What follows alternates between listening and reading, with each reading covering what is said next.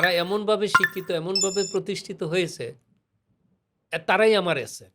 Contribute করবে সোসাইটির জন্য, পরিবারের জন্য, দেশের জন্য। আমরা প্রায়ই অনেক সময় পার্থিব অ্যাসেট, টাকা পয়সা, বাড়ি ঘর, এদিকে অনেক গার্জিয়ানরা আমরা অনেক সময় নজর দিই। মেইন ক্যারেক্টার তো পাত্র। কাজে তারা যাতে সঠিক সিদ্ধান্ত নিতে পারে অবশ্যই নেওয়া উচিত। কারণ দেখা যাচ্ছে আমার প্রিপেয়ারনেস, পাত্রপাত্রীর মতামত আপনার বিয়েতে কতটুকু গুরুত্বপূর্ণ? যদি পাত্রপাত্রীর মেন্টালিটির সাথে ম্যাচিং না হয় তখন তো হ্যাঁ, জিনিসটা ঘটে না। ঘটে না।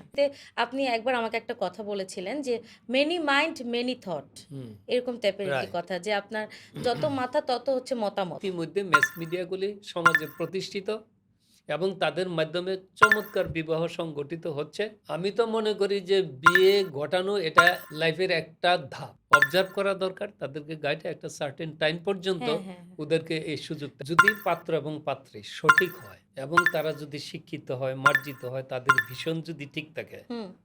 টুডে অর টুমোরো তারা এস্টাবলিশড হইতে পারে। বাট বিয়েটা তো সম্পূর্ণ হচ্ছে একটা ইগোইস্টিক খেলা। পরামর্শের মাধ্যমে, শেয়ারিং এর মাধ্যমে হুম। যখন আমরা একটা ডিসিশন নেই, এটা অনেকটা পারফেক্ট। ওনার পরিচয়টা আমি ইন্ট্রোডিউস করতে যেভাবে বলা যাবে যে উনি একজন বিশিষ্ট কৃষিবিদ মোহাম্মদ আফজাল হোসেন ভূঁইয়া স্যার। উনি সামাজিক বিভিন্ন সংগঠনের সাথে জড়িত আছে। পাশাপাশি কৃষিভিত্তিক বিভিন্ন প্রতিষ্ঠানের সাথে সম্পৃক্ত থেকে কৃষি উন্নয়নে ব্যাপক অবদান রেখে যাচ্ছে। এখন উনি একটি আন্তর্জাতিক প্রতিষ্ঠানের সাথে কাজ করে যাচ্ছে। আমার প্রোফাইলে যদি আমি বলি, আমার ছেলের নাম তো আজমাইন ফায়াকুরিদম।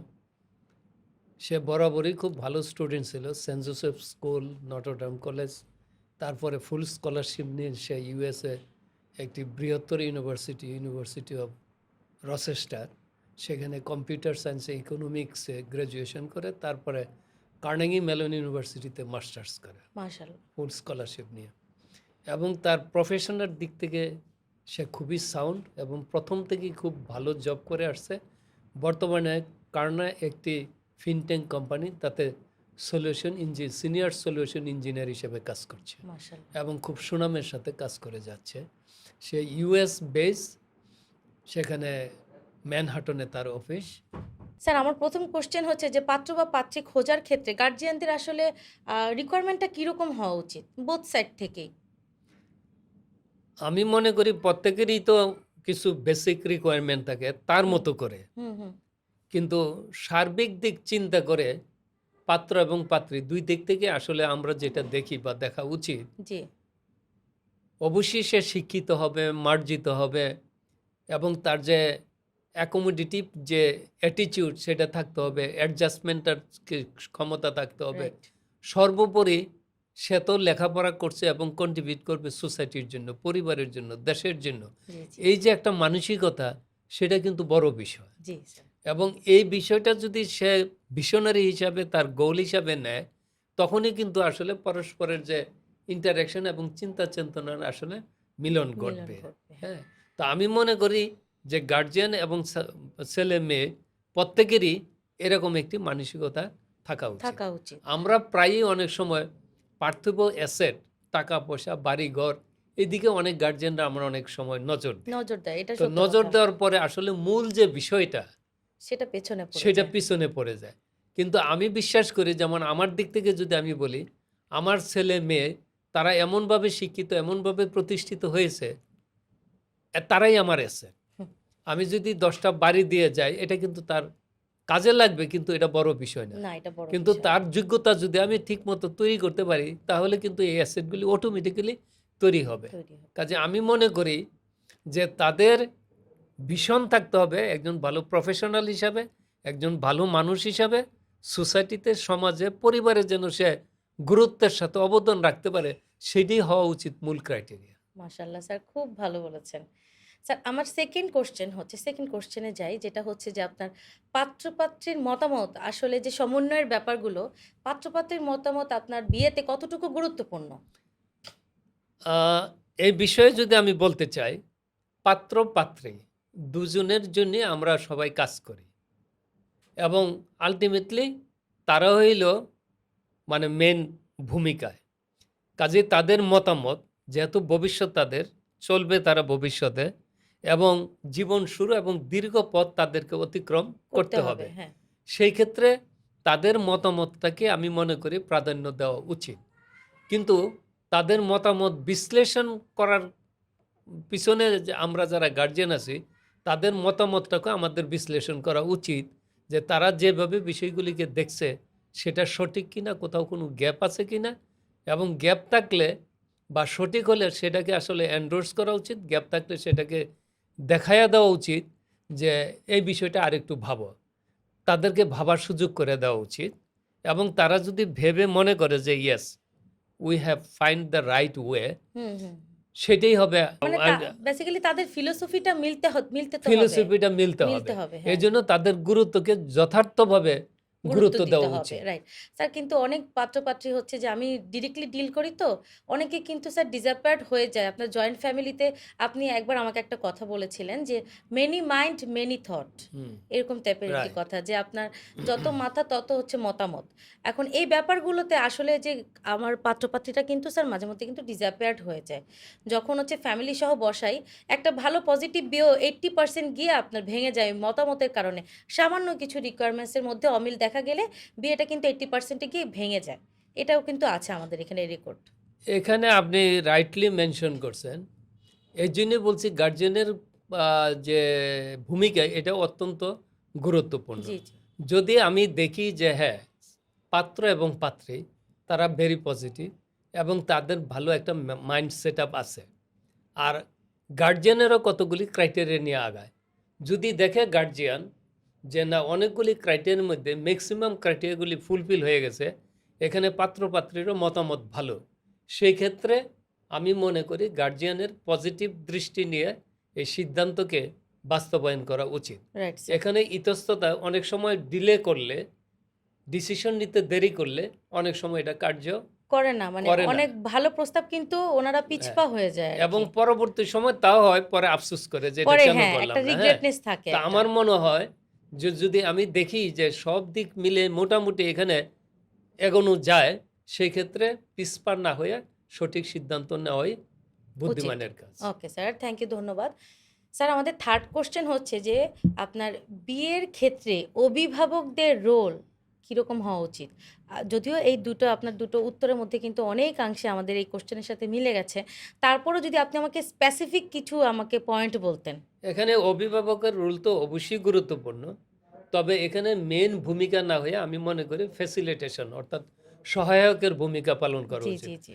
মেন ক্যারেক্টার তো পাত্রপাত্রী, পাত্র-পাত্র। কাজে তারা যাতে সঠিক সিদ্ধান্ত নিতে পারে এই ক্ষেত্রে গার্জিয়ান যারা আছে তাদের সহায়কের ভূমিকা পালন করতে হবে, অবজার্ভ করতে হবে এবং সঠিক সিদ্ধান্ত নেওয়ার ক্ষেত্রে তাদেরকে গাইডলাইন দিতে হবে। মানে আপনি কি স্যার বলতে চাচ্ছেন যে এখানে গার্জিয়ানেরও একটা মেন্টালি বিয়ের ক্ষেত্রে ছেলে বিয়ে বা মেয়ের বিয়ের জন্য মেন্টালি একটা প্রিপারেশন নেওয়া উচিত নিজেদেরকে? অবশ্যই নেওয়া উচিত, কারণ দেখা গেছে আমার প্রিপেয়ারনেস যদি পাত্রপাত্রীর মেন্টালিটির সাথে ম্যাচিং না হয় তখন তো হ্যাঁ, জিনিসটা ঘটে না। ঘটে না। এই জন্য গার্জিয়ান যারা তাদেরও মেন্টাল প্রিপারেশনের নেওয়া উচিত। অবশ্যই প্রয়োজন আছে এবং পজিটিভলি চিন্তা করা উচিত। চিন্তা করা উচিত। ওকে স্যার, আমার নাম্বার 4 কোয়েশ্চেন হচ্ছে যে কেন ম্যারেজ মিডিয়াতে আসা উচিত? আপনি এই ওইটার আগে আমাকে এটা একটু ক্লিয়ার করবেন। এখানে একটি বিষয় আসলে লক্ষণীয়, যদি কাছাকাছি অনেক সময় আমরা বাস্তবে কি দেখি, কাছাকাছি পরিচিত আত্মীয় স্বজনের ভিতরে একজন মেয়ে আরেকজন ছেলেকে পছন্দ করে, একজন ছেলে আরেকজন মেয়েকে পছন্দ করে, জি, তারা তাকেই বিয়ে করবে সেটা ফিক্স, তাদের লাভ ম্যারেজ। জি। সেখানে অনেক সময় গার্জিয়ানদের তেমন কিছু করণীয় থাকে থাকে না, না। কিন্তু এর বাইরে যেটা পরিচিত, অনেক সময় দেখতে দেখতে তাদের অনেক সময় ফ্যামিলি পরিচিত অনেক ক্রিটিসিজম করে, ভালো মন্দ অনেক কিছু দেখে, আবার সমাজে নানান ধরনের বিশৃঙ্খলাও ঘটে, হুম, হুম, হুম। সংসার বিচ্ছিন্ন হ্যাঁ। ঘটে, ম্যারেজ বিচ্ছেদ ঘটে। এগুলি দেখার পরে অনেক সময় হয় কি নিজেদের আত্মীয় স্বজন বন্ধু বান্ধবের ভিতরে অনেক সময় এটাকে সাহস পায় না এখানে ম্যাচিংটা করানো, যদি ভবিষ্যতে কোনো দুর্ঘটনা ঘটে দুর্ঘটনা তাহলে ঘটে। তার উপরে অথবা ফ্যামিলির মধ্যে বর্তায়। হুম। তো সেই কারণে হচ্ছে কি এই বিষয়টা অনেক সময় আগেকার মতো এখন আর ঘরে উঠে না, মানে আপনি ট্রেন্ডিংটা চেঞ্জ হয়ে গেছে আরকি। ট্রেন্ডটা এখন চেঞ্জ হয়ে চেঞ্জ গেছে, হয়ে গেছে। কারণ বাস্তবে এখন সব কমার্শিয়ালাইজ এবং প্রফেশনালিজমের দিকে এগিয়ে যাচ্ছে। রাইট। তো ম্যাস মিডিয়ার যারা কাজ করে তাদের কাছে ধরেন যেহেতু ইতিমধ্যে ম্যাস মিডিয়াগুলি সমাজে প্রতিষ্ঠিত এবং তাদের মাধ্যমে চমৎকার বিবাহ সংগঠিত হচ্ছে এবং এটা কিন্তু সোসাইটিতে এখন এস্টাবলিশড। আমি যখন দেখি যে আমার পাত্র অথবা পাত্রীর উপযুক্ত বয়স হয়েছে, একটি বিবাহ বন্ধনে আবদ্ধ করতে হবে, তখন কিন্তু আমি মনে করি এই ম্যাস মিডিয়াতে অনেক প্রোফাইল থাকে, যেহেতু যে কাজ করে তার কাছে অপশনটা সেটা বেশি থাকে আর অপশনটা কি। বেশি থাকে। আমি ওইখানে গেলে অথবা আমার যে সেট ক্রাইটেরিয়া আছে, জি, জি, জি। ক্রাইটেরিয়ার সাথে সহজে আমি মিলাইতে পারবো, মিলাতে পারবো। একটা না হলে আরেকটা দেখতে পারবো। হুম, এই অপশনগুলি কিন্তু সেখানে পাওয়া যায়, পাওয়া যায় স্যার। যার জন্য আসলে ইদানিংকালে মানুষ ব্যক্তিগত মানে সবকিছুই চাহিদার চেয়ে ডিজিটালাইজড হয়ে গেছে আর কি। ডিজিটালাইজ হয়েছে এবং প্রফেশনালিজমকে গুরুত্ব দিচ্ছে, এবং যেহেতু অপশন আছে বেশি, হুম, সেই হুম। কারণে মিডিয়াগুলিতে মানুষ এখন রাইট স্যার। যাচ্ছে। তো বিয়ে হওয়ার পরে আসলে অভিভাবকদের ভূমিকা কি এবং করণীয় কি?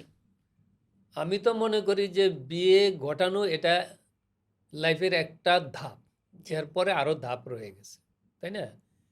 কারণ যাদের বিবাহ সংগঠিত হলো জি। তারা কিন্তু ওই লাইফে একেবারেই নতুন, তাদের কোনো অভিজ্ঞতা নাই। না। আর আমরা যারা গার্জিয়ান, সংসার করতে করতে নানান টানাপোড়েনের ভিতর দিয়ে আসছি, জি, জি, জি। তাদের জীবন শুরু করার জন্য আসলে সেখানে কিভাবে শুরু করবে, তা আমাদের অভিজ্ঞতার আলোকে তাদের গাইড দেওয়া, পরামর্শ দেওয়া। কারণ দিন শেষে কিন্তু সব ফ্যামিলি চায় তাদের পেয়ারটা, যুগলটা যেন সুখে সংসার শান্তিতে হয়, বসবাস হ্যাঁ। করতে জি। পারে। কিন্তু চলার পথে তো উঁচু নিচু থাকে। সেই জিনিসগুলি যদি আমরা তাদেরকে ধরিয়ে দেই, আগের থেকে তাদেরকে আমরা লার্নিংটা দেই, পরামর্শ দেই, তাহলে কিন্তু তাদের চলার পথটা সহজ স্মুথ হয়ে হয়। যায়, হ্যাঁ। তো এটা কিভাবে হবে? এমনি এমনি তো হবে না। হবে না, না। কাজে তাদের যে চলার পথটা আমাদেরকে কি হবে? অবজার্ভ করতে অবজার্ভ হবে, করতে দেখতে হবে। হবে। যদি কোথাও আমরা লো ফল দেখি, গ্যাপ দেখি, ছাড় দেওয়ার সেগুলিকে প্রবণতাটা। ছেলেকে, মেয়েকে বুঝাইতে হবে যে this is the beautiful way. তো তোমরা এভাবে চলো। হুম। তাহলে আমরাও খুশি থাকবো, তোমরাও খুশি থাকবা। কাজে আমি মনে করি বিয়ের পরেও অবজার্ভ করা দরকার। তাদেরকে গাইডে একটা সার্টেন টাইম পর্যন্ত হ্যাঁ, হ্যাঁ, হ্যাঁ। ওদেরকে এই সুযোগটা। একজনের সংসারে গিয়ে কিন্তু বলতে পারব না যে এটা আমার সংসার। ২ জায়গা থেকেই কিন্তু ব্যাপারগুলো চিন্তা ভাবনা করা আপনি উচিত। এখানে রাইটলি মেনশন করছেন, ২ জন ২ জায়গা থেকে আসতেছে। ছেলে ছেলের সংসারের সাথে সম্পৃক্ত ছিল, বাবা-মা, ভাই-বোন, আত্মীয়স্বজন। তাদের ধরেন ২০ বছর, ২৫ বছর সে দেখছে, ৩০ বছর সে দেখছে, তার অ্যাটিটিউড কি, হুম। তার জ্ঞান, জ্ঞান, স্বভাব কি, সে ওইভাবে অ্যাডজাস্ট করে। অ্যাডজাস্ট করে কিন্তু নিয়েছে। মেয়েটা আসছে নতুন। নতুন। আবার মেয়েও যখন তার বাপ-মা চাচ্ছে, সে অন্য একটা অবস্থানে আবদারের, ছিল। হ্যাঁ, একটা অন্য এখন একটা আদরের জায়গা ছিল। একদম নতুন একটা একদম স্পট। নতুন একটা কাজে স্পট। এখানে অ্যাডজাস্ট হওয়ার জন্য কিন্তু তার এটা সময় লাগে। হুচুট করে কিন্তু এসে এটাকে অ্যাডজাস্ট করা যায় না। জি, এই জি, জন্য জি। যে গ্যাপ পিরিয়ডটা, হ্যাঁ, এটা হ্যাঁ। একটা অবজারভেশন পিরিয়ড। যে রুগী যেমন অবজারভেশন পিরিয়ড রাখে, আসলে এই ক্ষেত্রেও কিন্তু অবজারভেশন একটা পিরিয়ড রাখা উচিত গার্জিয়ানদের, জি, এবং জি। দেখা উচিত এবং যথাযথ পরামর্শ দেওয়া উচিত।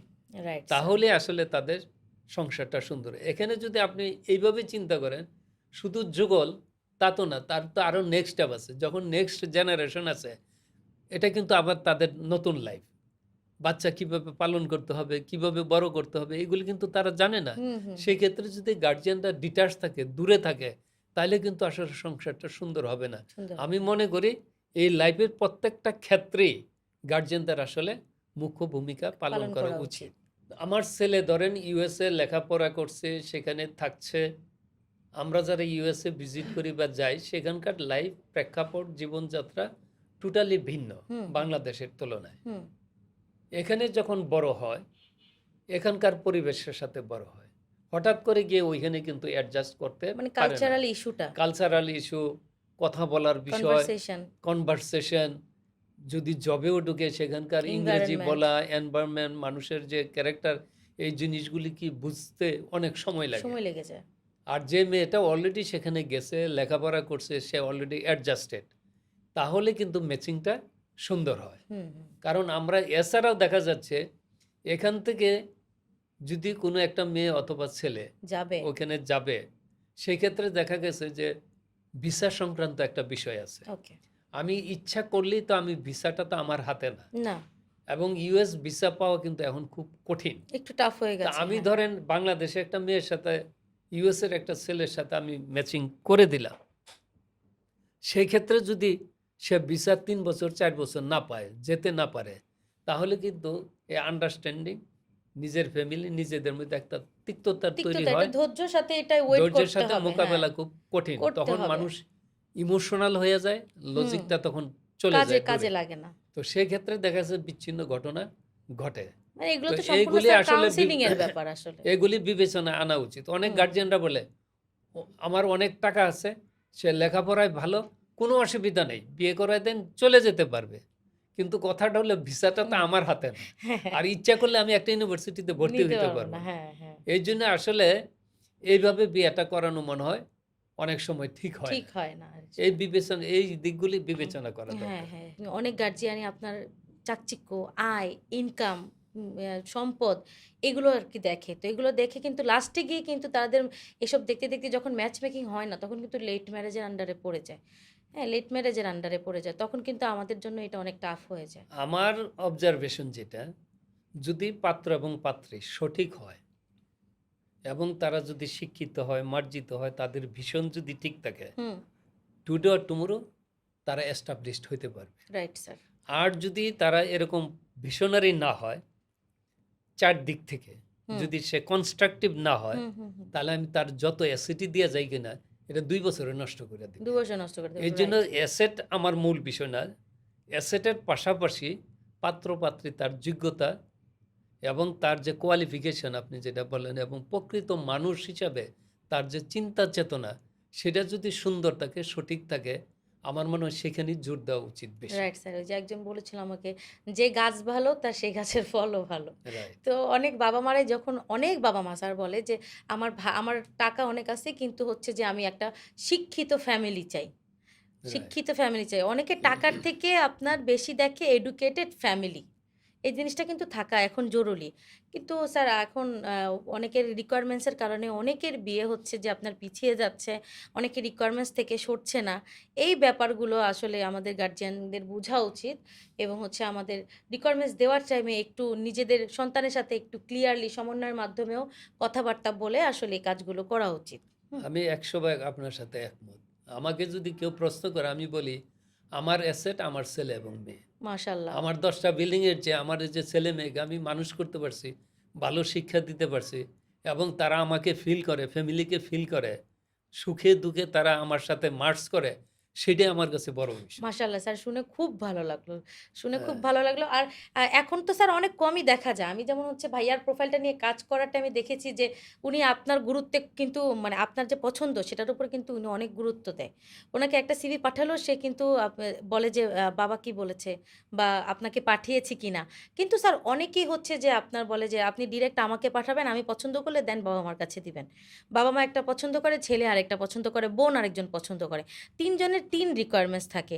এই কাজগুলো বা এগুলোর জন্য ক্লায়েন্টদের কিন্তু সাফারার হইতে হয় না। সাফারার কিন্তু আমরা হই। আমাদের কিন্তু কাজ থেকে একটু লেট হয়ে যায় বা কাজ থেকে আমরা একটু পিছিয়ে পড়ি। তো এই ব্যাপারটা নিয়ে স্যার আপনি কি বলতে চাচ্ছেন? এখানে আমি বলতে চাই, যেটা আপনি আমার উত্তরটা অনেকটা আপনি দিয়ে দিছেন, যে আসলে এটা হলো কনসালটেশন অ্যামং ইচ আদার। আমার ছেলের ভালো যেমন আমি চাই, আমার ভালো আমার ছেলে চাই। রাইট। যখন আমি পাত্রে দেখি, আমি কি করি, আমার ছেলের কাছে পাঠাই এবং আমি বলি, তুমি তার বায়োডাটা দেখো, পড়ো, মেয়ের চেহারা দেখো, তোমার ভাল লাগলে আমাকে বলো। আবার আমার যখন ভাল লাগে, কোন কোন জিনিসগুলি ভাল লাগে, আমি তার সাথে শেয়ার করি, আমার ওয়াইফ তার সাথে শেয়ার করে। তার কোথাও গ্যাপ থাকলে সেটা আমরা দুজনে বলি, দেখো এই সাইডটা কিন্তু তার ভালো আছে, তার এই দিকটা ভালো আছে, তুমি এটা একটু বিবেচনা করো। বিবেচনা করে দেখো। অর্থাৎ আসলে পরামর্শের মাধ্যমে, শেয়ারিংয়ের মাধ্যমে হুম, যখন আমরা একটা ডিসিশন নেই, এটা অনেকটা পারফেক্ট হয় হুম, হুম। ইন্ডিভিজুয়াল সিদ্ধান্তের ইন্ডিভিজুয়াল। চেয়ে। ছেলেমেয়ে যখন ক্যারিয়ার ফ্রিক হয়ে বিয়েটা দেরি করে বা রিজেক্ট সময় আছে বলে, সময় আছে হাতে ভেবে আপনার সেই অপরচুনিটিটা কিন্তু পরে আর থাকে না। বাট বিয়েটা তো সম্পূর্ণ হচ্ছে একটা ইগোইস্টিক খেলা। রাইট, এটা কিন্তু একবার নেগেটিভ হয়ে গেলে পজিটিভ আনতে আমাদের খুব কষ্ট হয়। রাইট। তো এই ব্যাপারগুলো আসলে গার্ডিয়ানদেরকে আপনি কি বুঝাবেন এবং ছেলেমেয়েদেরকে আপনি কি বুঝাবেন? এখানে আহ, আপনি যে কথাটা বলছেন, বর্তমানে কিন্তু প্রায় এই বিষয়টা ঘটছে, হুম, দেখা যাচ্ছে। ছাত্রছাত্রী বা পাত্রপাত্রী, হুম, তারা মনে করে যে নিজেকে আরেকটু প্রতিষ্ঠিত করে নেই, তারপর আমি বিয়ে করব। হুম, হুম, প্রতিষ্ঠার তো আসলে কোনো শেষ নাই, এটার কোনো লিমিট নাই, হুম, তাই না? এবং অনেকেই আমরা দেখছি, আমাদের জীবনেও দেখছি, বন্ধু-বান্ধব আর্লি ম্যারেজ করছে, এখন দেখি যে সে খুব ভালো আছে। আর আচ্ছা, আমরা যারা মনে করছি যে প্রতিষ্ঠিত হওয়ার পরে আমরা অনেক পিছিয়ে গেছি। আচ্ছা যেমন আপনারা তো আমি ভাবি, আমি যদি আর 10 বছর 5 বছর আগে বিয়ে করতাম, আজকে আমার নাতি, ছেলে মেয়ে আরো প্রতিষ্ঠিত থাকতো। এই জিনিসটা যারা বলে যে আমি আর একটু প্রতিষ্ঠিত হইনি, তারা আসলে এটা কল্পনার একটা জগৎ আছে। সেই কল্পনার জগতে বসবাস করে, কিন্তু লজিক এবং বাস্তবায়নের সাথে নাই, বাস্তবের সাথে নাই। Right sir. কাজেই ওদেরকে আমি বলবো যে তোমরা বি লজিক্যাল এবং প্র্যাকটিক্যালিটির সাথে বসবাস করো, এবং যথাযথ মুহূর্তে তুমি এই সিদ্ধান্ত গ্রহণ করো। লেট করা মানে হলো তোমার জীবন থেকে অনেকগুলি বছর পিছিয়ে পিছিয়ে যাবে। দেওয়া। এটা তোমার কোনোদিন সুফল আনবে না। স্যার এটা এবং গার্জিয়ানদের আমি বলবো, হুম, হুম, হুম। আমি নিজেও একজন গার্জিয়ান, হ্যাঁ, আমি হ্যাঁ। কিন্তু এখন আমি বলবো খুব সিরিয়াসলি এই বিষয়টাকে আমি দেখছি।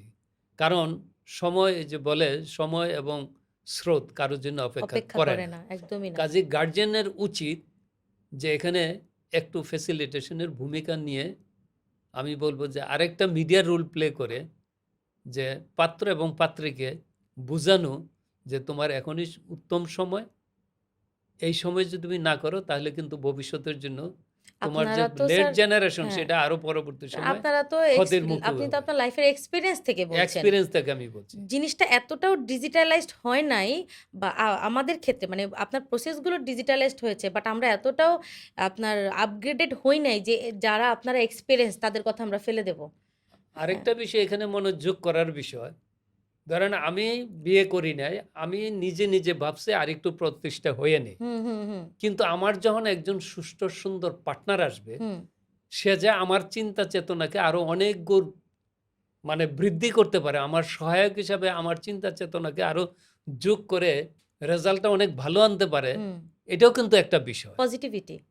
পজিটিভিটি। হুম। কাজে তার লাইফ পার্টনার তো তার এই চিন্তা চেতনাকে আরো সমৃদ্ধ করতে পারে, এবং তাই হচ্ছে, তাই না? বাট এটা কিন্তু ওইভাবে দেখে না তারা। ওইভাবে কেউ তারা দেখে না। বার্ডেন হিসেবে নিচ্ছে। বিয়েটাকে একটা ট্রমা মনে না করছে। দেখে না মানে ওই যে বললাম, তার তো আগের অভিজ্ঞতা নাই যে বিয়ে হ্যাঁ। করার পরে।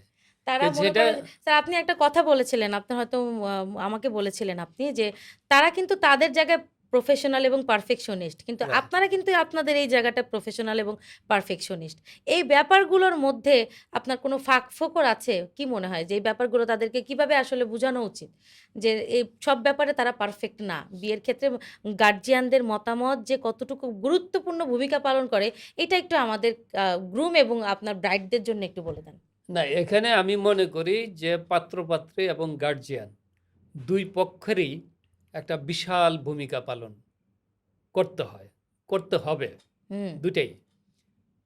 পাত্রপাত্রী যেমন তার নিজের সম্পর্কে সচেতন, হুম, কিন্তু তার বিবাহিত জীবন এটা জীবনের একটা অংশ হুম। এবং বড় অংশ। এখানে যদি সিদ্ধান্ত নিতে ভুল করে, দেরি করে, এটা কিন্তু সারা জীবন তাকে পস্তাতে বহন হবে। করতে হয়। কাজে এটা কিন্তু সমাজে অনেক মানে এফেক্ট ফেলবে। এফেক্ট ফেলবে এবং নেগেটিভ অনেক চিন্তা চেতনা আছে। রাইট। কারণ আমরা দেখছি যে অনেকে লেট ম্যারেজ মানে কি 40 বছর হয়ে গেছে, 36 বছর হয়ে গেছে, কিন্তু পরবর্তী জেনারেশন আর তাদের আসতেছে না। এটা কিন্তু তাদের জীবনে একটা বড় এফেক্ট ফেলে, এবং প্রতিদিনই জীবন যুদ্ধে এটা একটা বড় ধরনের সমস্যা তৈরি করে। হ্যাঁ, স্যার। কাজেই উদাহরণ কিন্তু আমাদের সামনে আছে।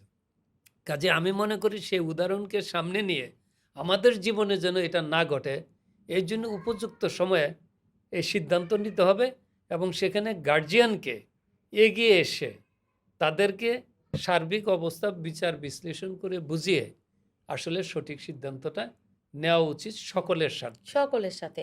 আর মানুষ তো একা থাকতে পারে না। সে যতই ক্যারিয়ার ফ্রিক হোক, যত আপনার বিখ্যাত হোক, সকল ক্ষেত্রে আরকি আমরা স্যার আমি আমার প্রফেশনে তো কম বেশি সবার সাথেই কথা বলেছি। অনেক, অনেক আপনার মতো স্যার অনেক সম্মানিত মানুষের সাথে আমি কথা বলেছি। স্যার দিন শেষে আসলে কেউই একা থাকতে চায় না এবং পারে না। আপনার সাথে আমি একটু সংযোগ করি। লাইফটা তো আমি বলবো যে এটা ন্যাচারাল। আপনি কাজ করছেন, ভাল লাগতেছে, একটু পরে দেখবেন যে না, আপনার মন অন্য কিছু চাচ্ছে, হুম। আবার মনে হচ্ছে যে আরেকবার একটু ঘুরে আসি, একটু বেড়ায় আসি। লাইফটা ক্ষণে ক্ষণে পরিবর্তন চেঞ্জ হয়। হয়। ঠিক যারা মানে লম্বা সময় নিয়ে বিয়ে করতে চায়, তাদের মধ্যে কিন্তু দেখবেন মেজাজের যে একটা বিষয় আছে, একরকম থাকে না।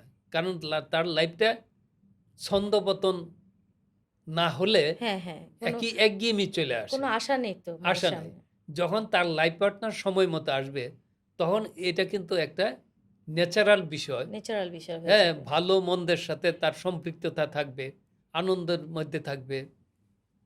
লাইফটা তো এরকমই। এক্সাক্টলি কিন্তু স্যার। যখন আপনার লম্বা সময় আপনি একা বিয়ে থাকবেন, করবেন না, হ্যাঁ। একা থাকবেন, এটা কিন্তু একাকিত্ব তার জীবনের উপরে একটা প্রভাব প্রেশার ফেলবে, তৈরি হ্যাঁ, করে। Right sir. মেন্টালি সে ডিসঅ্যাপিয়ার হয়ে হুম, যায়, হুম, হুম, মেন্টালি সে অ্যাগ্রেসিভ হয়ে হুম, যায়। হুম। আমি মনে করি এইজন্য কিন্তু আমাদের ইসলাম ধরেন বলেন, অন্য ধর্মে বলেন, বলে উপযুক্ত সময় তুমি বিয়ে করো। বিয়ের একটা মোমেন্ট এবং অফ টাইম থাকে। মুখ্য সময় থাকে। কাজে আমি মনে করি যে লাইফটাকে পরিস্ফুট করার জন্য, ভবিষ্যৎকে সুন্দর করার জন্য সাধারণত আমরা যে বয়সটাকে ক্যালকুলেট করি, জি। এর ভিতরেই আসলে সঠিক সিদ্ধান্ত নেওয়া উচিত। নেওয়া উচিত। আপনার ধরেন অনেক আমার এখান থেকে অনেক বুয়েটের লেকচারার কিন্তু বাইরে গিয়েছে। তারপর ব্র্যাক থেকে গিয়েছে। ঢাকা ইউনিভার্সিটির অনেক ছেলেপেলেরা আপনার রাইট। হচ্ছে যে আপনার অনেক গ্রুমরা ইউএসএ তে গিয়ে তারা তাদের রিকোয়ারমেন্ট চেঞ্জ করে ফেলেছে। আমি যদি এই বিষয়টি নিয়ে আসলে আমরা যেহেতু প্রফেশনাল, আমরা অনেক চিন্তা করি। আমার কৃষি বিশ্ববিদ্যালয়ের বহু স্টুডেন্ট, বহু প্রফেশনাল, বাড়ি, ব্রি, ইউনিভার্সিটির প্রফেসররা তারা কিন্তু বিদেশ পাড়ি জমাচ্ছে। হুম, আমরা কিন্তু এই বিষয় নিয়ে অ্যানালাইসিস করি। যে বিশ্ববিদ্যালয় আপনি যেমন বলেন বুয়েট কৃষি বিশ্ববিদ্যালয়, এরকম সরকার সর্বোচ্চ টাকা খরচ করে তাদেরকে মানুষ করে, এবং সে ব্রেনগুলি আমাদের দেশে কাজে লাগানোর জন্য কিন্তু সরকার কাজ এত সাবসিডি দিচ্ছে। হুম, হুম, হুম, হুম। কিন্তু আপনি যেটা বললেন, তারা এখন বিদেশ পাড়ি জমাচ্ছে, তার মানে এখানে ব্রেন ড্রেন হয়ে যাচ্ছে। তাহলে আমার দেশ থেকে যদি ব্রেন ড্রেন হয়ে যায়, তাহলে দেশের উন্নয়ন কারা করবে, কিভাবে করবে? এটা দেশের জন্য প্রচণ্ড লস। আরেক যেটা বললেন যে তারা বিদেশ যাওয়ার পরে দেখা গেল যে তাদের চিন্তা চেতনা চেঞ্জ করে ফেলছে এবং তারা আর আসতে চায় না। আপনি যদি আমি একটা এক্সাম্পল দিই, কুয়ার ভিতরে থেকে আকাশ কিন্তু অনেক ছোট দেখা যায়। জি। যখন আপনি বাইরে আসবেন, আকাশ কিন্তু বিশাল বড়। বাংলাদেশের নানান কারণে, পলিটিক্যাল বলেন, সামাজিক বলেন, আমাদের যারা শিক্ষকরা আছে আমাদেরকে যেভাবে গাইড দেয়, আকাশটা যে এত বড় ওইভাবে আমাদের সামনে তুলে ধরে না। যখন ইউএসএ যায়, কানাডা যায়, শিক্ষার ক্ষেত্রটা দেখে, তার মেধাটাকে বিকশিত করার একটা বিশাল আকাশচুম্বী তার ক্ষেত্র দেখে, তখন কিন্তু তার চিন্তার জগৎটা অনেক বড় হয়ে যায়, যে এতদিন আমি কোথায় ছিলাম আর এখন জগৎটা কোথায়। Right sir. আমার যে ব্রেন আছে, আমি তো এই বিশ্বকে দেওয়ার অনেক কিছু আছে, হুম, কিন্তু আমি বাংলাদেশে এসে আমাকে তো সেই ক্ষেত্র দিবে না, সেই পরিবেশ দিবে দিবে না না। স্যার। এমনকি নানান কারণে আমার যারা সিনিয়র, তারা আমার দরজাটাকে এত ছোট করে ফেলে, আমার মেধা থাকা সত্ত্বেও কাজ করার সুযোগ মানে দেয় না। এটা হচ্ছে আপনি বলতে চাচ্ছেন যে প্রফেশনালিজম ম্যানারটা সেটা ডিফারেন্সেস ডেভেলপ হয় না, ডিফারেন্সেস টোটালি আছে। ডিফারেন্ট। আচ্ছা, যার জন্য যে চায় যে আমি দুর্নীতি করব না, কিন্তু আমার মেধাকে প্রকাশ করতে চায়, আচ্ছা। তখনই তাদের মেন্টাল গেটআপটা ওইখানে যাওয়ার পরে চেঞ্জ করে ফেলে। স্যার সবচেয়ে মানে ভালো লাগে কি জানেন? যে কেউ আছে আমার এখানেই আছে, নাসাতে জব করছে। এত ভালো লাগে। ১ টা ২ টো না কিন্তু। এবং সবই বাংলাদেশি ছেলে। অ্যাপেলে জব করছে, আপনার অ্যামাজনে জব করছে, রাইট। হ্যাঁ? এবং হচ্ছে আপনার একেকজন তো আপনার ক্যালিফোর্নিয়া বা হচ্ছে নিউ ইয়র্কের পুলিশ অফিসার হিসেবে কাজ করছে এবং আপনার বড়, বড় যত কোম্পানি আছে, সব জায়গায় আমাদের বাংলাদেশের ছেলেরা আছে। আছে। আমার মিডিয়াতে আমরা তাদের জন্য কাজ করছি এবং আরেকটা খুশির ব্যাপার হলো যে তারা বাংলাদেশ থেকেই মেয়ে নিচ্ছে। হ্যাঁ। তারা কিন্তু বিয়ের টাইমে কিন্তু তারা যত কিছু হোক না কেন, বাংলাদেশী ফ্যামিলির মেয়ে তাদের লাগবে। এই জিনিসটা কিন্তু তাদের চেঞ্জ হয়নি। আবার অনেক আমারই অনেক আমাকে স্নেহ করে অনেক গ্রুপ অফ কোম্পানির মালিক। তো একজন আছে তার নাম বললে সবাই চিনবে, রিনাউন্ড। তার ছেলে কিন্তু আপনার বিজনেসে যোগ দেয়নি। তার ছেলে কিন্তু ইংল্যান্ডের মধ্যে গোল্ড মেডেলিস্ট পাওয়া ডক্টর। সে আমার এখানে কাজ করছে। তার বড় ছেলে হচ্ছে আপনার আমাদের বাংলাদেশের মধ্যে সবার আগে হচ্ছে যে আপনার উনি আ ব্যারিস্টার বলে, উনি হচ্ছে স্বর্ণপদক পেয়েছে। তার ২ আচ্ছা। ছেলে স্বর্ণপদক পেয়েছে। তো এইসব ক্ষেত্রে উনি আবার আপনার মতো করেই চিন্তা করে বলে যে, "আমার ছেলেরা একদিন এই দেশের জন্যে অনেক কিছু করবে।" হ্যাঁ, তা তো অবশ্যই। তাদের কাছে যদি প্রশ্ন করি যে তোমরা তো বাংলাদেশে অবদান রাখতে পারো।